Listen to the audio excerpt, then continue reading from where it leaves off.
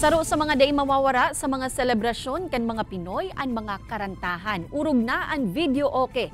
Alagad ang mga otoridad may pagirumdum sa mga mahilig sa pamorningan na pagvi-video okay. Kung ano yan, aramon ta sa pagtutok live ni Jessica Calinog. Jessica?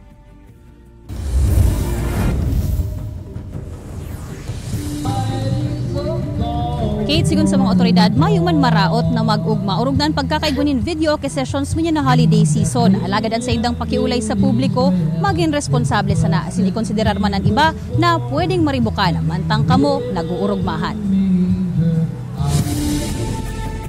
Tuyong mapasiring sa mga pagtiripon. Pirming daradara kan 64 anyos na si Nanay Margie an sa iyang wallet.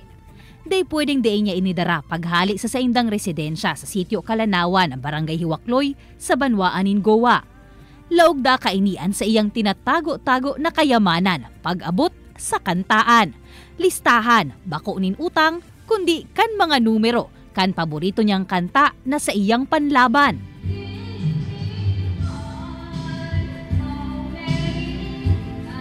Pinsan kaya dahil ko na mamaanan sa logbook. Gusto ko sige saman-salang ko.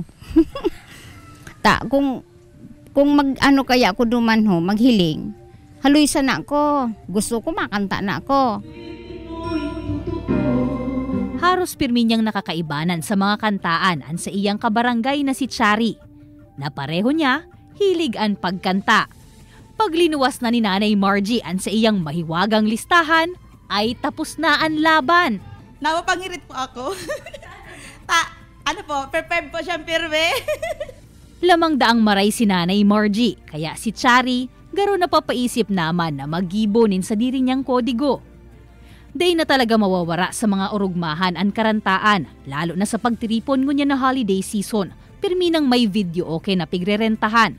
Alagad, daiman mainindigar na medyo maribok ini para sa sarong komunidad.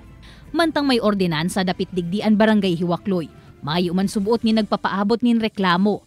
Alagad, an pakiulay kan barangay. Kung may magkuya na sa pagtarani ng ngaya, ang iba po baga gurang na minsan sa na magturo ko. Sabi ko nga po na may barangay ordinance na kung mapipili hanggang 10 PM sana po ang kuya. 500 pesos hasta 1,000 pesos ang multa sa first and second offense. Pag uminabot pa sa ikatulo, kukumpis ka ron na ang video okay. May pakiulay man ang kapulisan sa mga magkakaigwanin video okay session ngunya na holiday season. Mag-ugma kita na itong mayong na riribukan, mayong napiperwisyo kan sa tuyang ginigibong selebrasyon. 10 PM na minsan po nagsusobraman dahil nga ni okasyon, pero at least dahil na makaistorbo, makaluway-luway.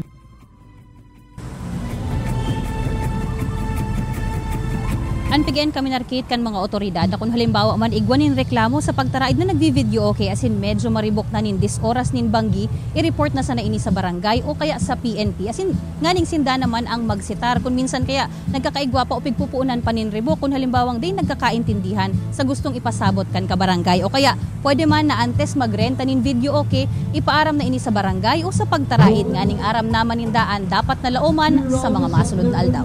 Kate? Alright, Jos Mabalos, Jessica.